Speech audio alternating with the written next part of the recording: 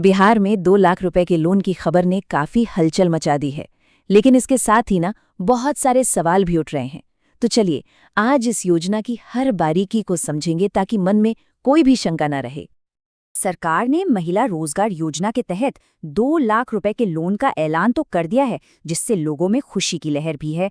पर इस ऐलान के साथ ही कई सवाल भी हवा में तैर रहे हैं। सबसे बड़ा सवाल तो यही है कि आखिर ये लोन मिलेगा किसे, और उन महिलाओं का क्या होगा जिन्हें पहले के 10,000 रुपए भी नहीं मिले। क्या वे इस बड़े लोन के लिए योग्य हैं? यही सवाल हैं जो सबके मन में घूम रहे हैं।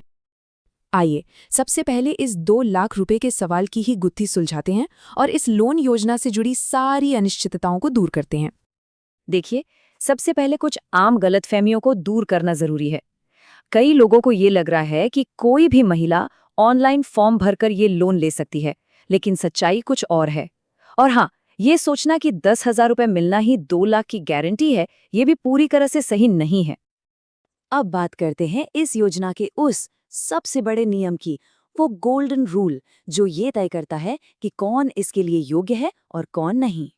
सबसे जरूरी बात यह है, ये लोन सिर्फ और सिर्फ जीविका स्वयं सहायता समूह यानी सेल्फ हेल्प ग्रुप की सक्रिय सदस्यों के लिए है। मतलब अगर कोई जीविका समूह से नहीं जुड़ा है तो उसे ये लोन नहीं मिल सकता।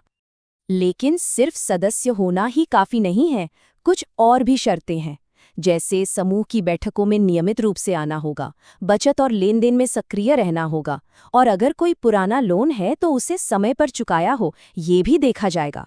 और हाँ, फॉर्म भरते समय कोई गलती नहीं होनी चाहिए, ये बहुत जरूरी है। अच्छा, अगर कोई समस्या आती है तो उसका हल ढूंढने के लिए जीविका के काम करने के तरीके को समझना बहुत जरूरी है। चलिए देखते हैं कि यह पूरा सिस्टम कैसे काम करता है। तो सबसे पहले ये समझते हैं कि ये स्वयं सहायता समूह या एसएचजी आखिर है क्या। ये 10 से 15 महिलाओं का एक छोटा समूह होता है जो मिलकर पैसे बचाती हैं, एक दूसरे को छोटे मोटे लोन देती हैं और एक दूसरे की मदद करती हैं। जीविका का ढांचा नीचे से ऊपर तक काम करता है।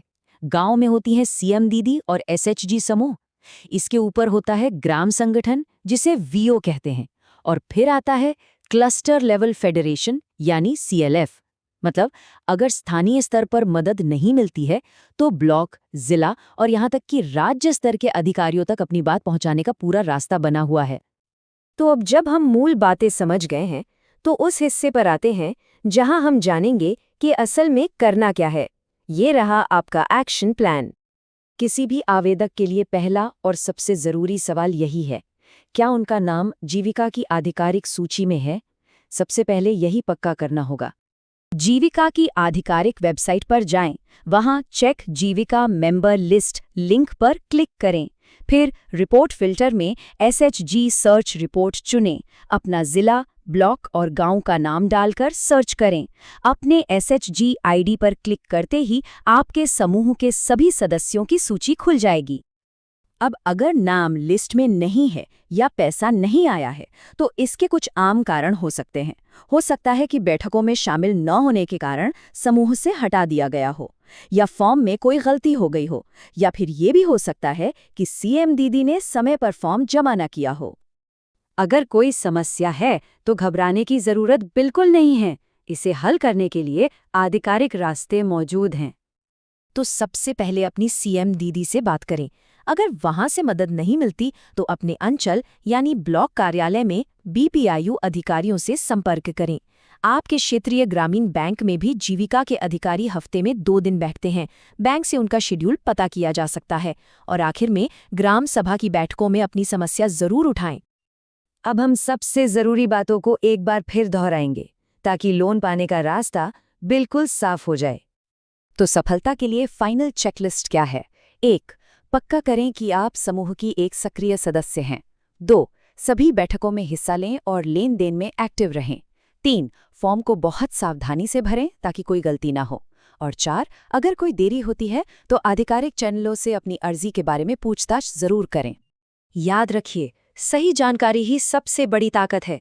सक्रिय रहना यानी खुद आगे बढ़कर पता करना ही वित्तीय सहायता पाने की कुंजी है। अपने आवेदन की प्रक्रिया को खुद संभालना होगा और जागरूक बनना होगा। इस पूरी जानकारी के बाद आपका पहला कदम क्या होगा? उम्मीद है ये विश्लेषण सही दिशा में आगे बढ़ने में मदद करेगा।